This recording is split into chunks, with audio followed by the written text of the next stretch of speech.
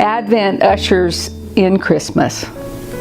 It's what the Western world celebrates at the end of the year, December 25th. But it's really a season, and it precedes Christmas, and it's about anticipation. It's about expectation, and ultimately it's about the arrival of something really valued, greatly, greatly valued. In my mind, it's like being on your tiptoes. And I mean eagerly expectant on your tiptoes kind of thing. And it stirs other images in my mind, like the first glow of dawn. If you've ever waited for the sun to rise, you know that the dawn, or the breaking of the day, will not be rushed. It cannot be rushed. At the right time, and not a second sooner, the piercing and matchless radiance of the sun's light will shine forth, and there's no going back.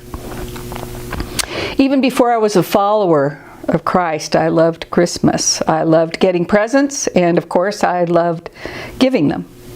I loved the traditional food that our extended family enjoys on Christmas Day, and as a music lover, I felt joy in hearing and participating in the Christmas carols and the cantatas. I loved winter and the possibility of a white Christmas. Even without a relationship with Jesus, Christmas was my favorite time of year. As a young adult, I became a Christ follower, and that was the icing on the cake. My love of Christmas grew in depth and breadth. And then I moved to Thailand. That was 13 years ago. And I knew Christmas would be different. Thailand is a Buddhist country. There's no such thing as the Christmas season. Christian holidays are non-existent. And honestly, I don't think I realized how much I loved Christmas until evidence of it was no longer around me.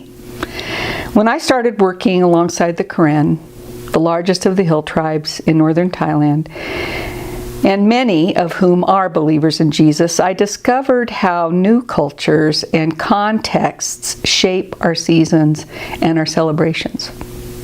The Karen are a hardworking, marginalized, poor agricultural society. No work today could mean no food tomorrow. Weddings are celebrated as early as 6 a.m. so that participants can work in the field afterwards. Sundays, however, are set apart. Christian families attend church and they spend the whole day with their family. The Karen, however, have a Christmas tradition that enhances our idea of Advent, and I'm delighted to tell you about it. On November 30th, the evening before the first day of December, local villages gather at their church for what is known as Sweet December. There's lots of good food that's prepared and shared. We play games, and just prior to midnight, we have a worship service. We gather around, and afterwards, we wish everyone a happy, sweet December. It's declared to one and all. For the younger generation, phones begin to ping with Sweet December messages and emojis.